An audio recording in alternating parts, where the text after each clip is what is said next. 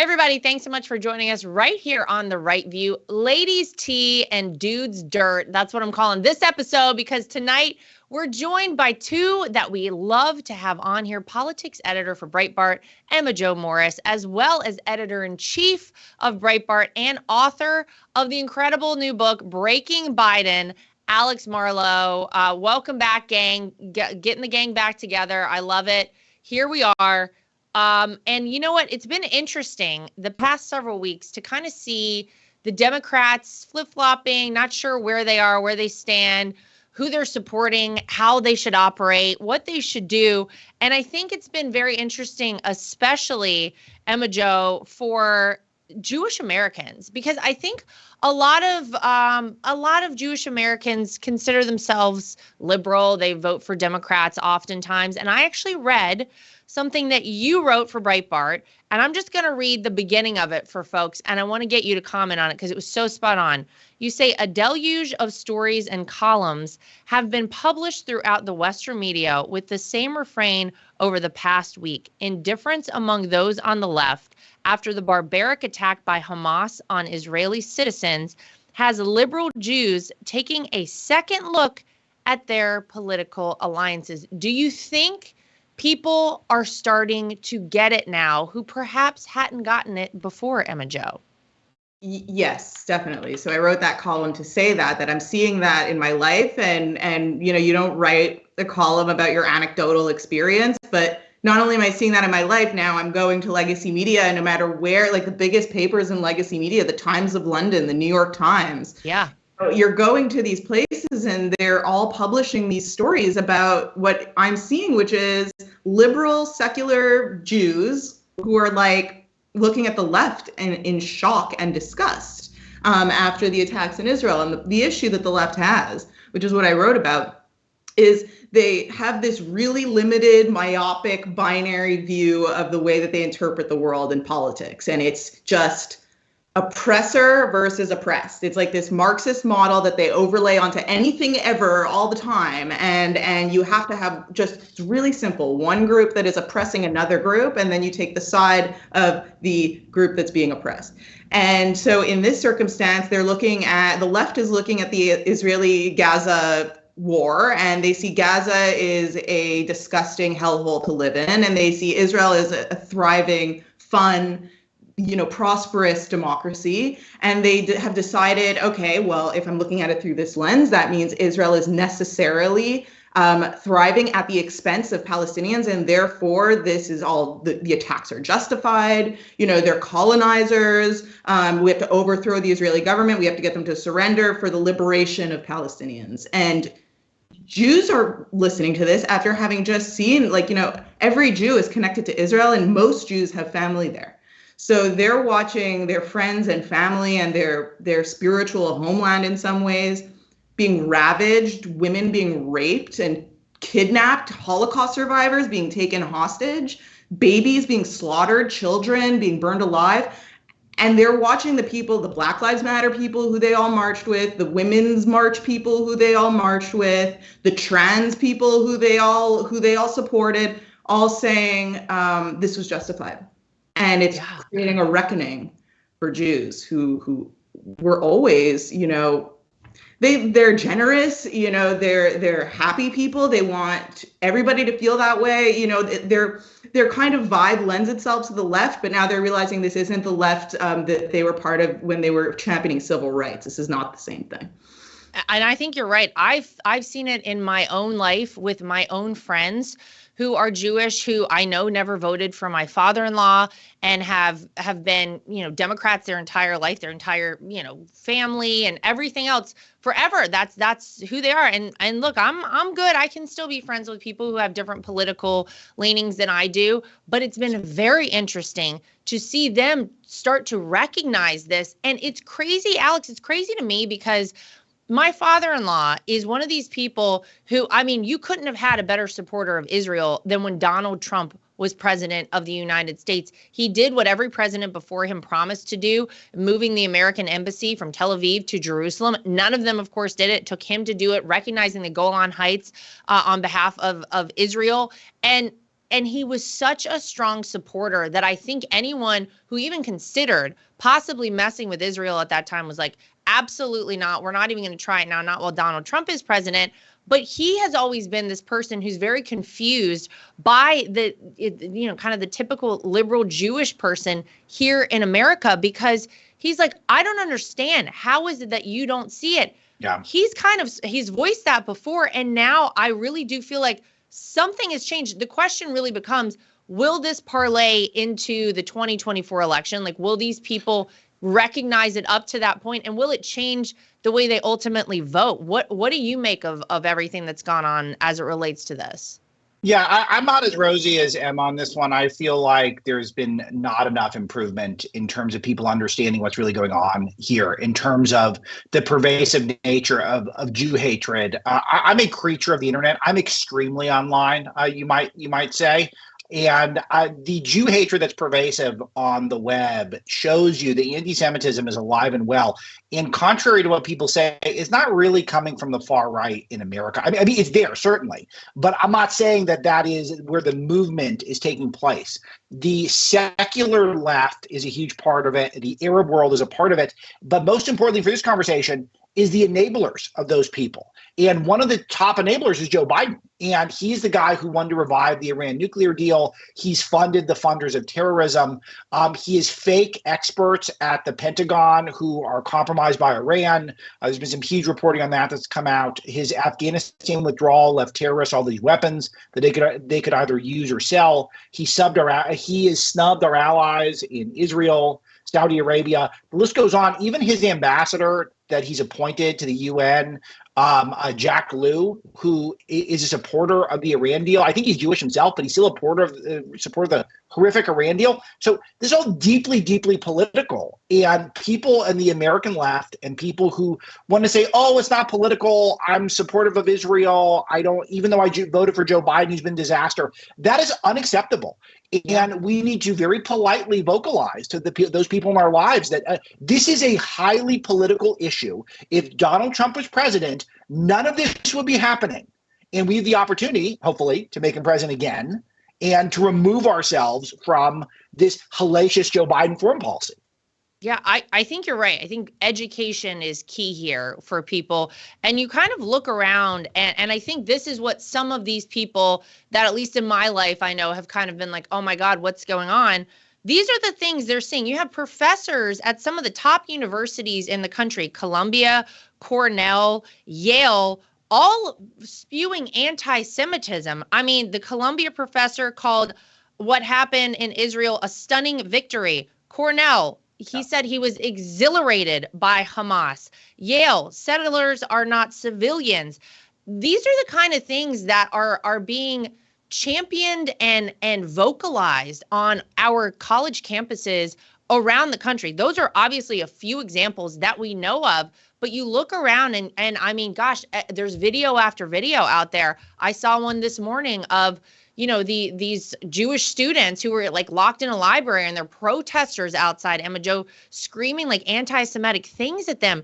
This stuff is really terrifying, I think, for people. And I keep seeing all these people posting never again, and meaning like we're never again going to see ourselves in a situation like the Holocaust. Well, I don't know what you call what happened in Israel, except for some sort of genocide of some variety of the Jewish people. That was, the goal. And that's, I think, ultimately the goal of Hamas. But I'm kind of shocked, honestly, to see the level that this has kind of come to at this point.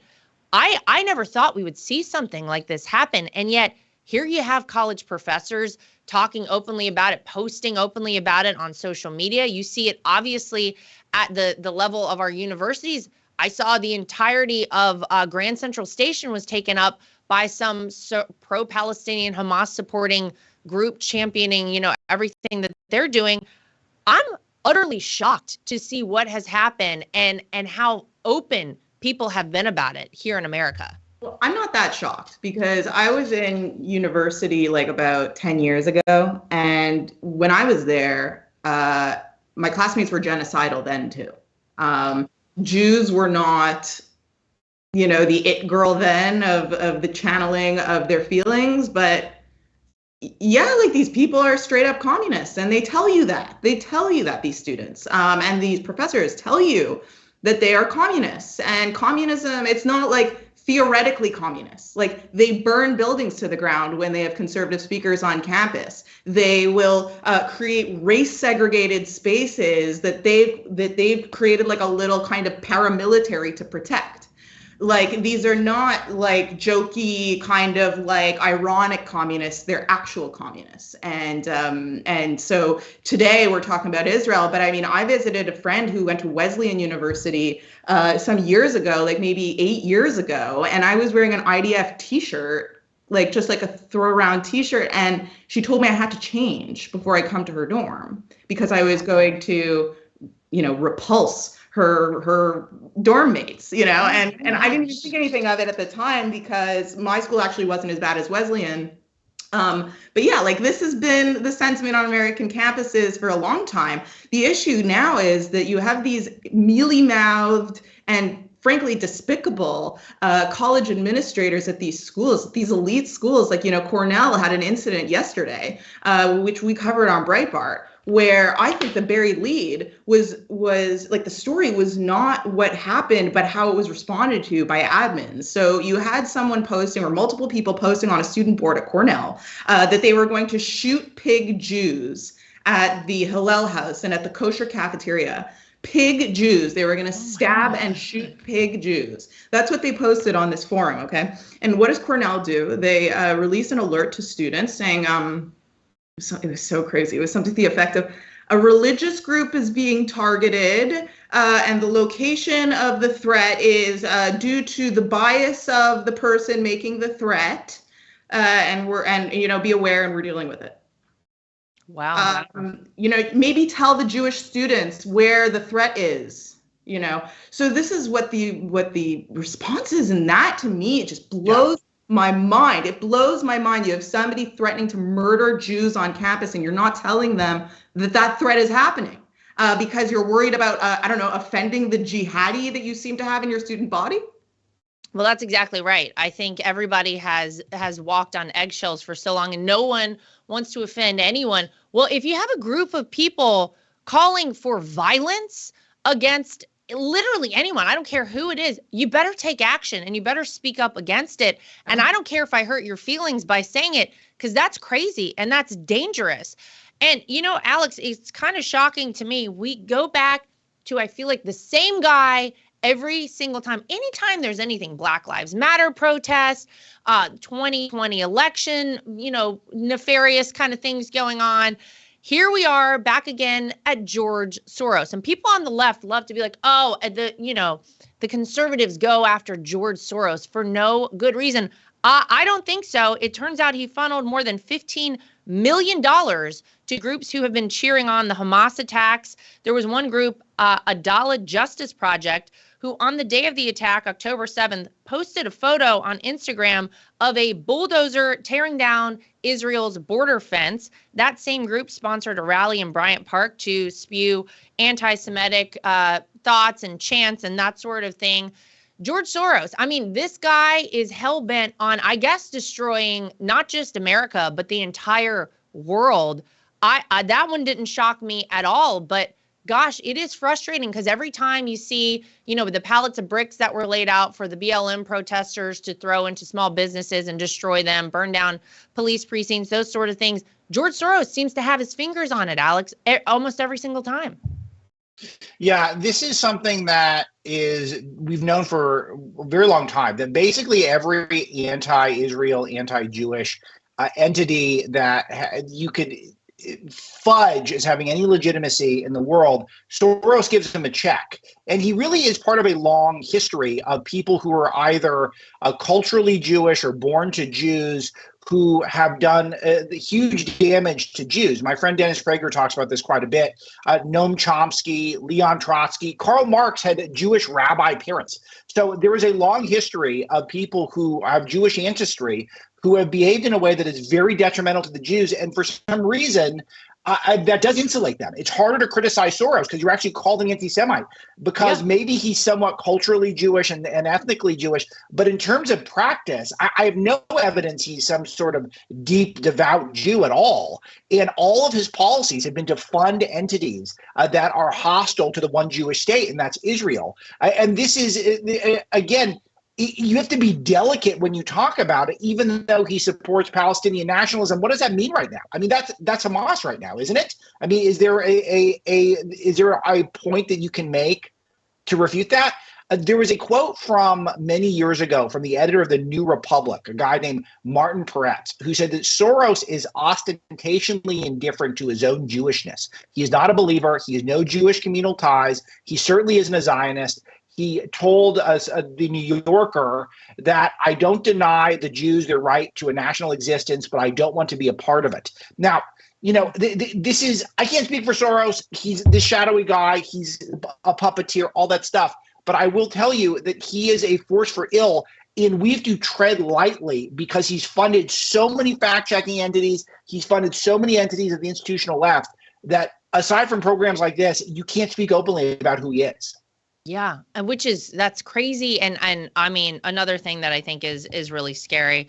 It's a weird time. I'll tell you what, I really do hope people will get it. I hope that, sometimes you don't realize something until it like smacks you in the face. And I hope a lot of people have been smacked in the face by what has transpired in the past couple of weeks, because if you don't get it now, I don't know if you'll get it. Here's a person who really doesn't get much of anything, Gavin Newsom. Can I just add one more thing? Go ahead. Thinking of it as we're talking, it's like people like Soros, and there's tons of these people, they're Jews, like as in they were raised maybe Jewish or they have Jewish parents. But you have, if not now, you have people like Soros, you have these not in my name people or whatever. These are people who have converted away from Judaism. Maybe not officially, they haven't been baptized in a new religion, but they actually have, and the religion is called leftism. And it's exactly, what I was talking about earlier, where all of your thoughts and feelings and perceptions are now through a new religious lens and a dogmatic lens, which is oppressor versus oppressed. It's a Marxist lens. And these are not, like, yes, maybe they're Jews or whatever. I can't take away, George Soros's Judaism, and, he's a Holocaust survivor, actually. But this is somebody who has an idol, and the idol is leftism.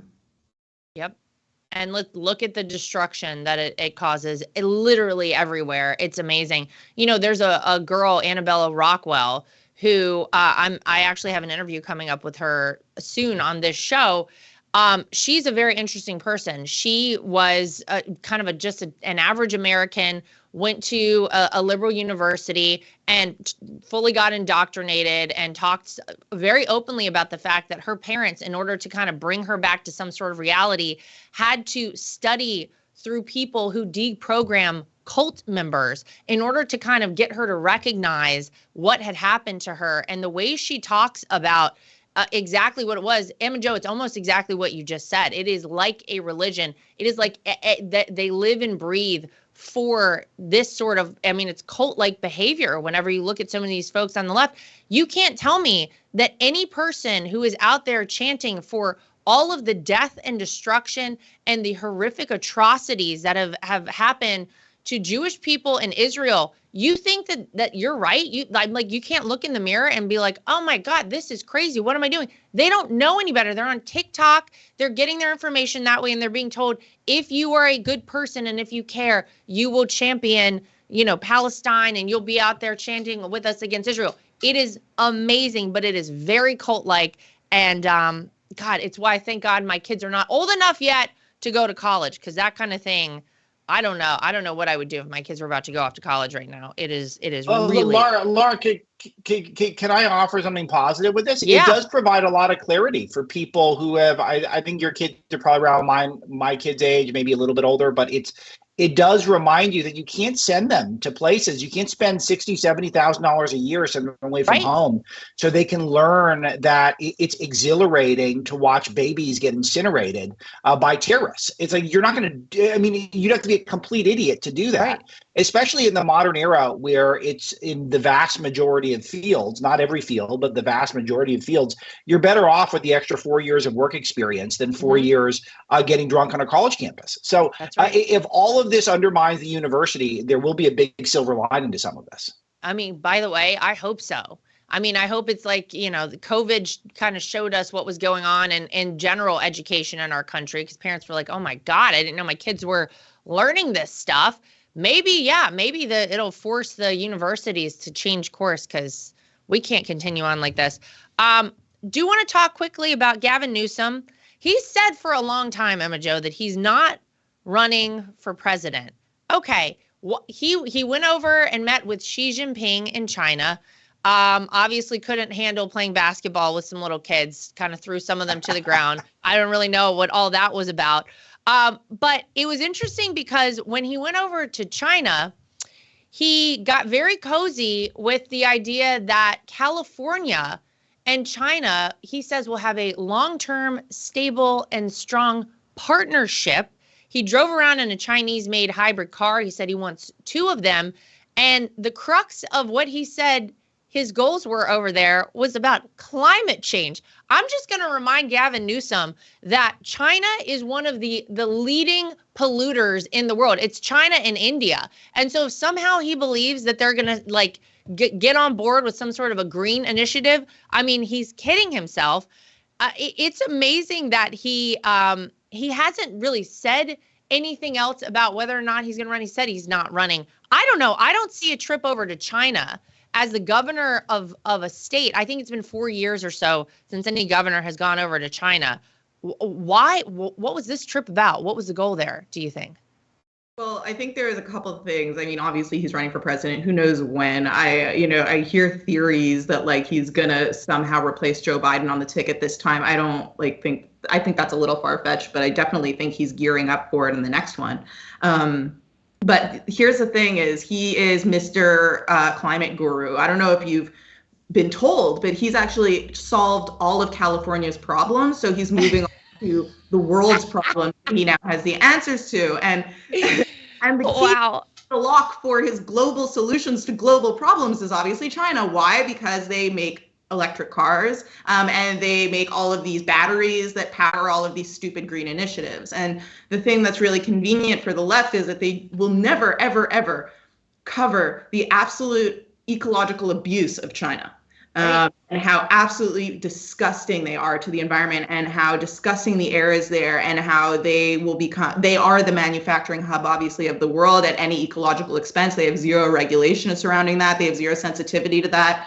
They do not care. But that's not covered in The Guardian and the New York Times. So Gavin Newsom gets to go over there as savior of the globe and controller of the weather. And he gets to say, look, I have these partnerships with all these electric manufacturers, all these electric car manufacturers. We're going to get them for cheaper. We're going to get better deals with them. They're going to come straight to California, blah, blah, blah. We'll have all the electric stuff that we can ever want. And that's because of my deal making ability. And nobody will ever be the wiser that actually by manufacturing in China, you're doing more to degrade the environment than any SUV would do driving around in California. Yeah. And I believe, if I'm not mistaken, Alex, I think China is one of the leading purchasers of land and properties in California. So that's rather interesting. It's funny because Emma Jo points out the obvious, which is that California is in shambles. I mean, this state, God bless you. You live in California, right, Alex? Yeah, and I've been a follower of Newsom's career since he was a Bay Area local politician when I was in college. So I think I've got him pegged on this, and I'm going to explain what I think he's doing. First of all, you see how relentlessly competitive he is. He goes hard in the paint when he's playing against 5-year-olds. I mean, that was just whatever it was. What was that kid 9? He's throwing bows. He's doing stiff arms, even on the basketball court. I mean, that guy wants to win. And so he's thinking through how he's going to win. And so his main thing he wants to run on in 2028, and I guess I'm skipping ahead. Joe Biden's got 2024 locked down. So unless something wild changes, which it might, but it probably won't, he's the guy for 2024. But there's no heir. Shocking, yes. But yes, agreed. But it's on the assumption that no stairs, that he doesn't cross no paths. Stairs. They got him on the short stairs coming off of Air Force One anyway. So and they got the sneakers on him. So And the sleep apnea machine functions properly every night. Yeah. Well, assuming all that, he's still the guy. But one thing I write about in Breaking Biden is how he is no heir, and he was going to pass off his dynasty that he's trying to create to Beau. Beau's not around anymore, so there's no one to give it to. And so he surrounded himself with second-rate talent on purpose. People like Kamala Harris, who's not bright. Pete Buttigieg, who's a big joke. He doesn't have anyone. And so Newsom, who's very, very savvy, sees this. So he feels that the opening is really 2028 for a potential cakewalk for him to be the nominee. And he wants to run on climate. And China isn't just the biggest problem, it's also the biggest growth industry for the EV companies. So he can have all of the cake and eat it all. And so this is what he's looking at, that he's creating an environmental narrative for himself because China's still building coal-fired power plants now. And he's not going to get anywhere with them trashing them. He's to go over, kiss some rings, kiss some butts, make friends. He gets a cool photo op. We're all talking about him right now. We're talking about him in the Breitbart newsroom. All of this is his design. And in the meantime, you look at the math, and I have a lot of this documented in the book. 1 out of 2 EVs sold in 2021 was bought in China. China is the largest exporter of EVs. It's the largest EV growth market. The list goes on and on. China could hit 60% of global EV sales. So he's seeing this as a huge opportunity for California-based businesses. He's seeing it as his narrative for 2028, and he's seeing it as a way to get a bunch of photo ops right now. I think it's brilliant. I think this is some of the savviest Democrat politicking I've seen since Obama. Well, what's not good, and I'm sorry to tell you in your state, Alex, is that this is just one example as to why I feel like the government is terrible just in and of itself, but specifically the way that I feel like Democrats operate, it just doesn't work. The test scores in California for students have plummeted despite their completely over the top wild spending on education. They say they're very proud of how much they've spent. On average, $24,000 per student in the state of California. The average California student lost around 6 years of academic progress. However, during COVID, 35% of low-income students meet the English language standard, 35%, 21% meet math proficiency standards, and a third of the students in the state aren't even showing up. They're chronically absent from schools, from these public schools. I mean, if you're throwing all of this money at a situation like this, and yet things are getting worse, wouldn't you think you might want to change course, Emma Jo? It's just kind of part and parcel, I feel like, to how the Democrats operate. Like, here's a ton of money. We don't really have any great solutions, but we'll just keep pumping it into, I guess, the teachers' unions. And I'm not sure where it's all going, but it's certainly not helping the students in the state of California. I'll tell you, if I was going to run for president, I might want to take a look at that and tout some sort of progress there. Right. Well, that would require you running for president in earnest and dealing with a media that might actually ask you about that, which obviously Gavin Newsom isn't planning on doing either. And that's the thing. It's like you took the words right out of my mouth. That is so the Democrat kind of playbook for any problem is that they have this really superficial way of looking at it, like just throw as much money as you can at the problem and then say that you've fixed it. And that's obviously what's going on in California. And it's actually really sad. Like, I kind of winced when you said those numbers because it's like people can't get their arms around English. Right. It's really sad, but that's the thing with Gavin Newsom is such a quintessential Democrat in that way, and that it speaks to this trip to China too, where you have these problems that are immediate and in front of you, and they're not easy to solve, but they're something to grapple with. And instead of doing that, you look away because you don't have the answer, and you decide that you're going to actually solve an impossible problem, an actually impossible problem to solve, which is global warming. That can be done through I guess like tangible, like you bring in the electric cars and you bring in the electric grids, and all of a sudden you've put all these people to work and you've created all this trade, and all of a sudden you can say, look, I'm ready to be president. And you still have all of these problems that are right at your doorstep that you haven't even touched, but you've moved on to something bigger and flashier, and something, to be honest, that gets press, where inner city kids in California don't. Yeah. And you can just say, oh, well, we increased the amount of spending, so we should be seeing the reaping the rewards of that very soon. 50 years. We'll get there. Yeah, exactly. Yeah. Just hold out for a little longer and you'll see. It's amazing. It's just incredible. It always makes me it's cringeworthy, because it's like, what are we doing to the next generation of kids? These are people who one day will be adults. And what are they going to do? What's their job? What are they going to do to support themselves? But then again, Alex, I'm like, well, I guess this is all part of the playbook too. Yeah. Because then they're going to have to rely on the government, because they don't have an education, because they don't know what to do in terms of a job. They have no skill set. They're going to be relying on the government. And guess who they're going to vote for? They're going to vote for Democrats. Yeah, there's a couple of problems here that are not solvable in single-party states like California. The first thing is the teachers' union. And you pointed this out. Public sector unions are a disgrace anyway. I'm all good with private sector unions. They get stuff done that I'm a fan of. But to have Democrats negotiating with other Democrats how to spend our money is never going to go well. And that's essentially what the unions are, and they've never worked for us.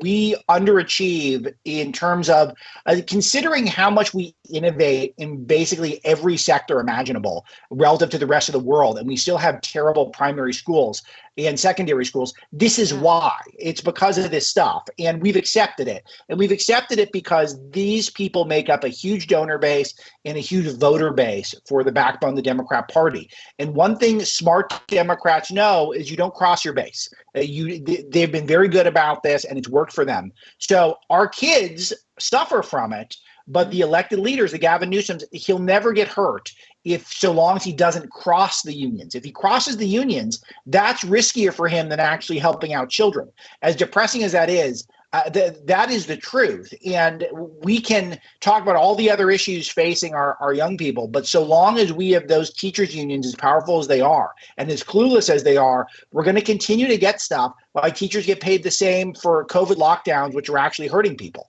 that should have been the final straw for everyone, but it wasn't. So we know, so now we see the landscape pretty clearly. Yeah, it's just so stupid. It's so stupid. We just keep doing the dumbest possible thing, and it's so frustrating. We knew something else that was stupid, keeping the border open. I think we probably talked about this last time you guys were on. A big problem going on in New York City.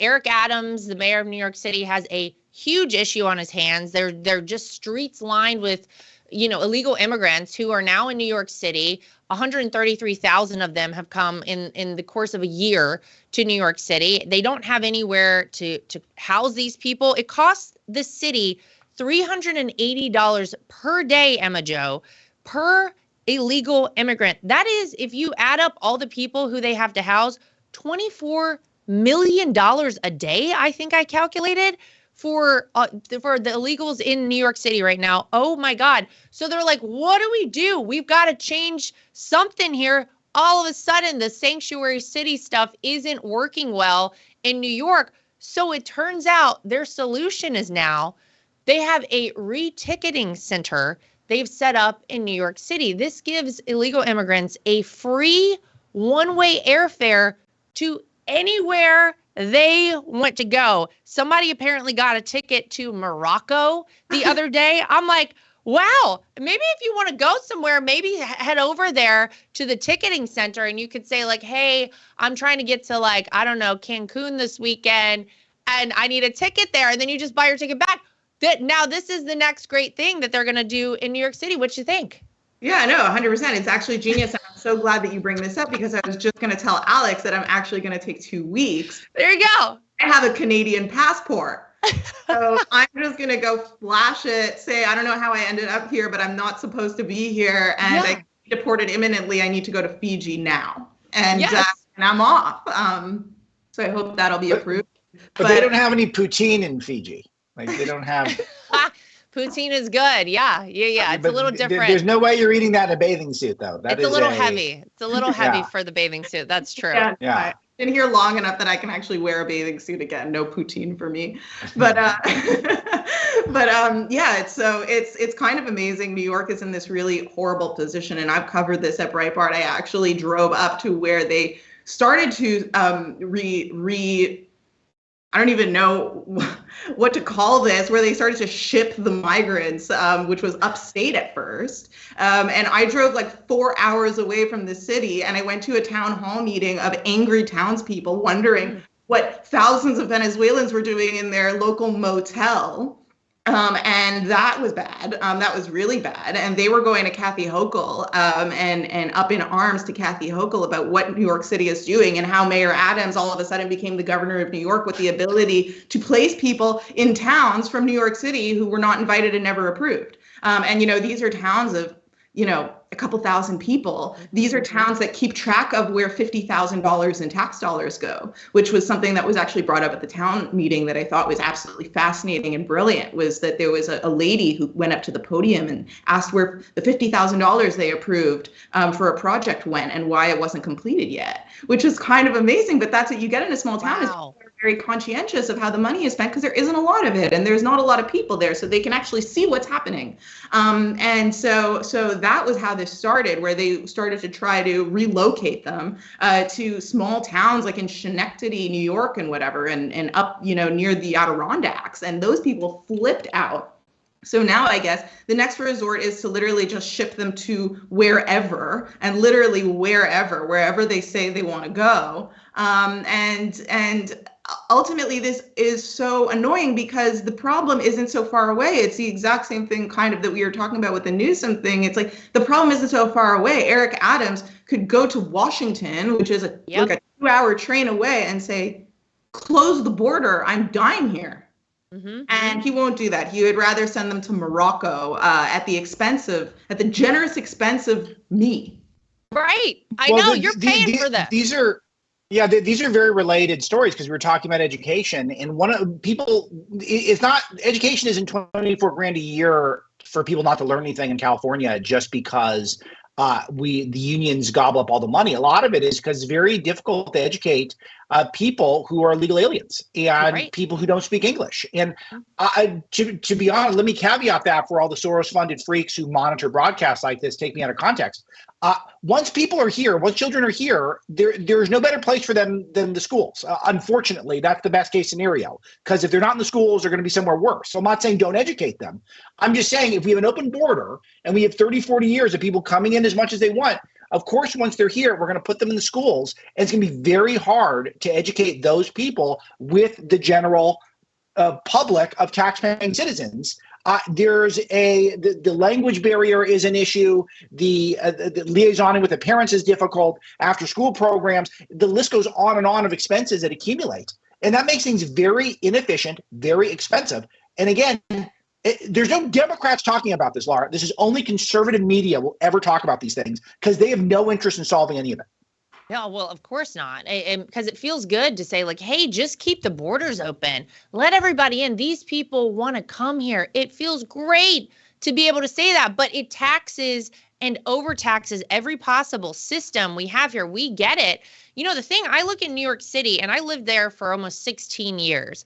And we left just after COVID, kind of like a lot of people did. It wasn't a great place to be at the time. I wanted to give my kids a better opportunity for their education and everything else. So we moved to Florida. But God, I love New York City. It is one of the greatest places on earth. And it really makes me sad, honestly, to see just how destitute things have become there. It feels like there is almost no hope of bringing it back. When you were paying $24 million a day for illegal immigrants to be housed in New York City, how the hell do you ever get your city back? Yeah, I mean, my God, I don't know what it would take, Emma Jo. You need obviously a Rudy Giuliani type mayor. You need to elect someone who has like no bones about cracking down on criminals, who makes sure that the DA there is actually locking people up and enforcing the laws and saying, no, we're not going to be a sanctuary city. We're not taking people here. It's not a free for all. And yeah, pick up the phone and call the president of the United States and say, you better close down the border because we can't sustain it here. And if we're having a problem, I'm sure it's a problem everywhere else. I just think about New York. I'm like, God, I was hopeful that it would be back in like 5 to 10 years. Seeing stuff like this, I don't know. You got the little towns who are accounting for $50,000, 24 million a day, just blown away in New York City. I don't know if it ever comes back the same way. This is the thing that's really annoying is that the working people of New York have been taking it for the last 8 years under de Blasio, the worst. Yeah. The worst. And Eric Adams came in on the promise of being kind of like a working class mayor. And he won because of the outer boroughs. Manhattan wasn't voting for Eric Adams, but somehow, since he's taken office and he's become like kind of this like cool New York Times approved mayor, all of a sudden he's completely abandoned those people. And those people were hoping he came in as being an ex-cop, right? Crack down on the crime, as being ready to crack down on whatever rabble rousing was ailing the working people of New York. And in the meantime, he has done exactly zero to tackle any of the problems that he came in pledging to deal with. And not only that, but he's exacerbated it by being like the cool progressive mayor who like goes to clubs at night and loves illegals, and obviously would never cross the Democrats. Because he wants to run in 2028, I think. But you've never seen Adams with any illegals at the club. It shows it's all a show because if he really loved illegals so much, they'd be in the VIP room with him. But you never see that. You never see. They would take. Like, who's the guy who's? Emma had an illegal alien that she was profiling for Breitbart, and he was sending nudes to her. I mean, that guy Alfonso, is that his name? Like his name was. He's never in the club with Adams. Like, tell Adams to call Alfonso up. Alfonso was not sipping Dom, that's for sure. Lara, you read that piece. I can't believe you don't know about it. I like long first person of my day with a Biden migrant in New York City, and it ends with a fun little twist. Wow. Yeah. Well, maybe you could pass his number along to Mayor Adams. Maybe those two could sounds like they would have quite a time together. My goodness. Yeah, probably. Alfonso, do I have the opportunity to blame Joe Biden for all of this? Because it is kind of my thing now. We might as he's well. let all the cities deteriorate, and he doesn't care at all. And no one asked him to care. He has no connection to our cities.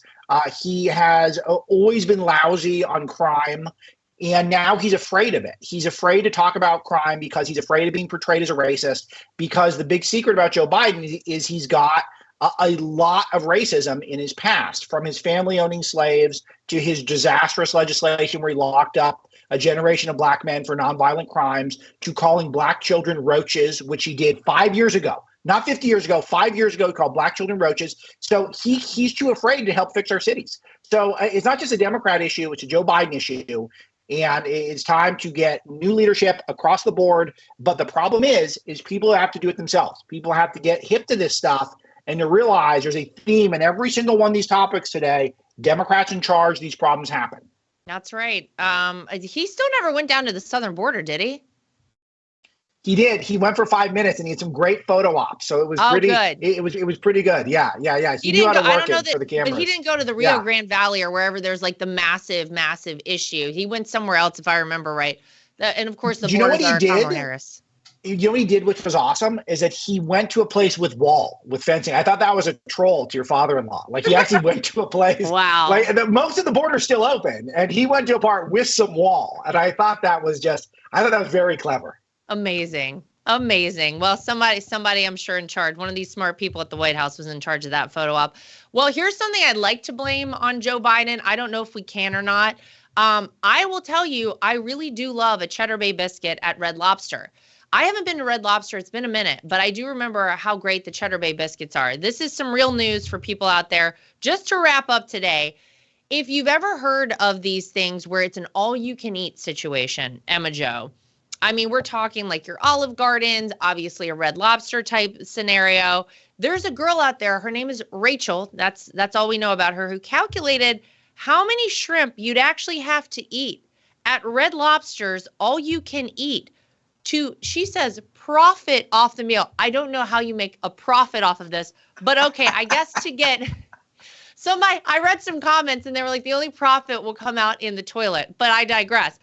She wants you to know how much you need to eat in order to get your money's worth. And all I can think about in this, and I'll tell you what it is in a second, is like, here we are in the United States where we have excess of everything. We obviously, people are like gorging themselves as it is. And now we've got this girl who's like, if you go to Red Lobster and eat this is how much you need to eat. If you get 2 giant bowls of these shrimp, apparently that's the sweet spot where you really make up your money. You get the value there. But if you can make it to eating 15 bowls, Emma Jo, you then are paying $1.76 per bowl based on, I think it's like $20 or something for the all you can eat at Red Lobster. I don't know that this was information that we really needed to be divulging out there to the American public, but just in case you wanted to know.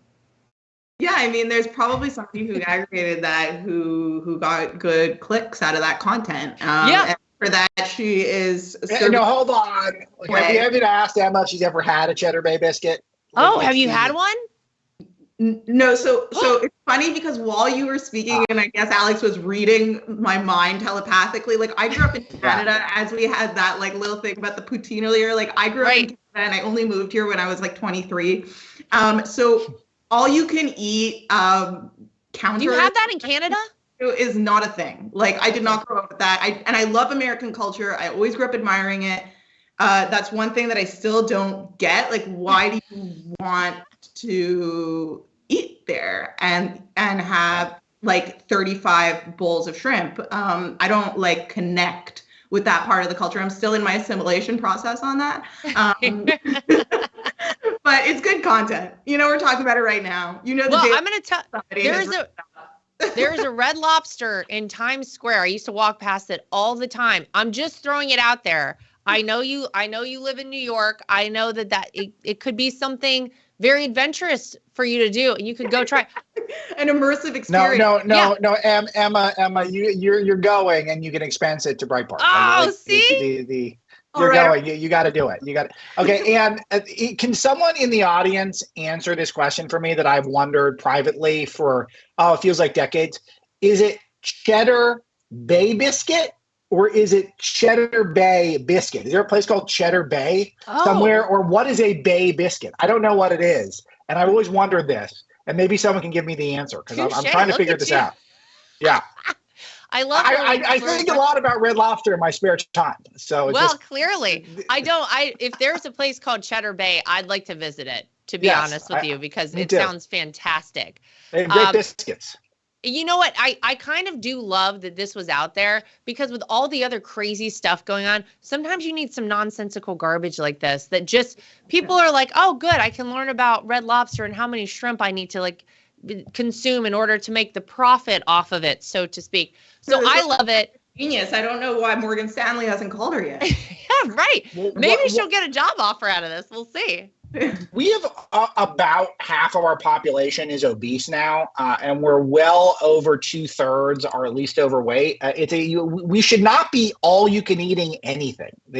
Our all you can eat privileges are revoked. Yeah, we should not be doing this. This is a health crisis.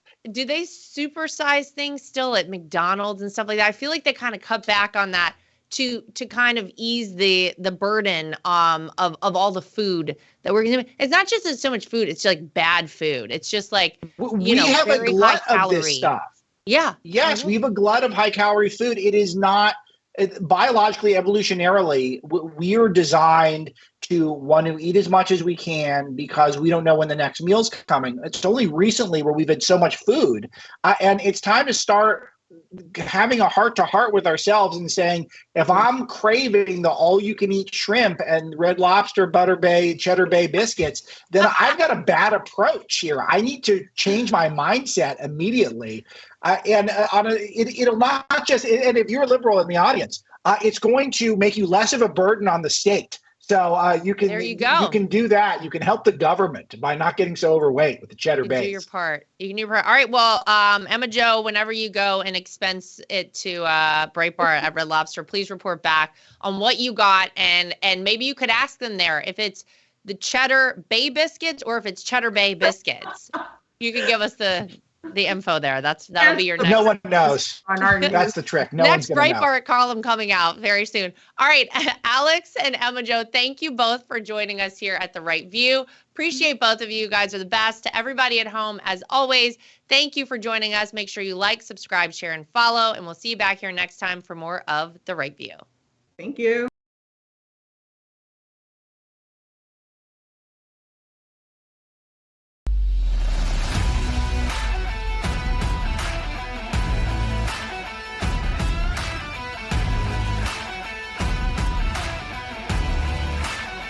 Nothing is worse than being on a phone call that drops. Nothing is worse than trying to text someone and you can't reach them because your phone is out of service range.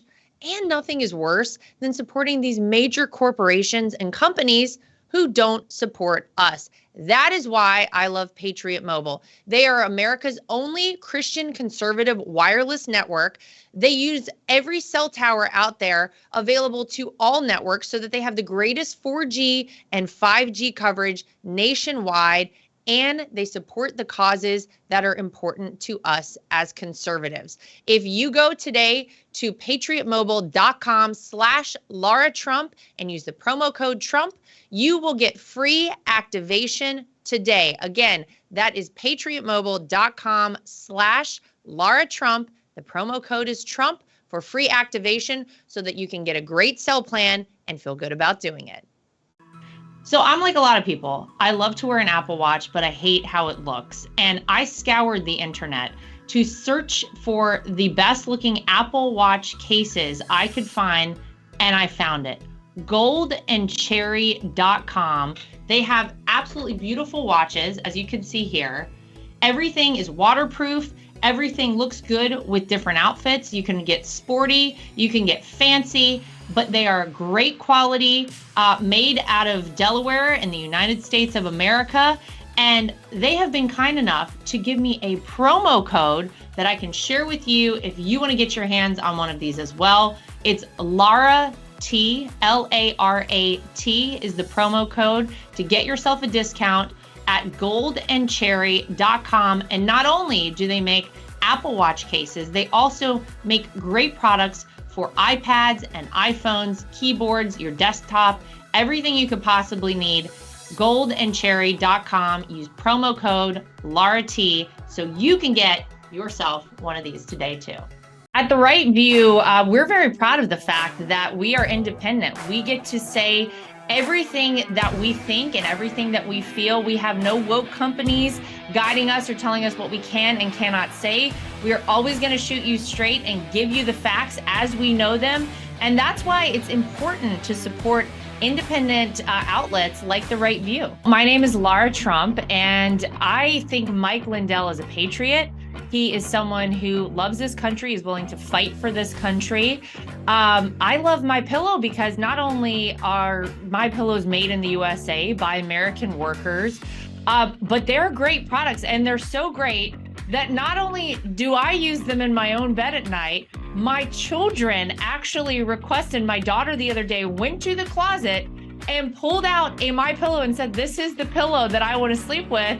And I gotta tell you, she loves it and will have nothing to do with any other pillow. So it's a big hit around our house. My dogs also happen to sleep on MyPillow dog beds. So all around the Trump household, we're big fans. If you go to mypillow.com today and use promo code Trump, again, promo code Trump, You will not only save money, but you will help us continue this show and other shows like it and help us continue the fight for the future of America. Inflation has impacted all of our lives. I don't think anyone can go to the gas pump or the grocery store without noticing that it is a major factor. And unfortunately, it's not going anywhere. It doesn't seem like it's going down in the way that we would like it to.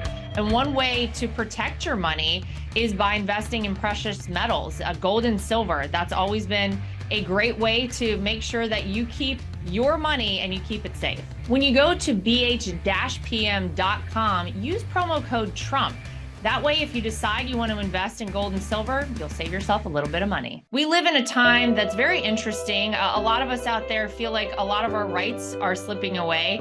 And if you're like I am and you want to have the right to choose whether or not to have a vaccine, how to live your life freely, and you're looking for a great doctor, I've heard amazing things about Dr. Sherwood. He's somebody who you should really check out and check into, and it'll help support this program and keep us going. So go to Sherwood.tv and use promo code Trump. Again, Sherwood.tv and use promo code Trump. You can save yourself some money and help us keep our program going.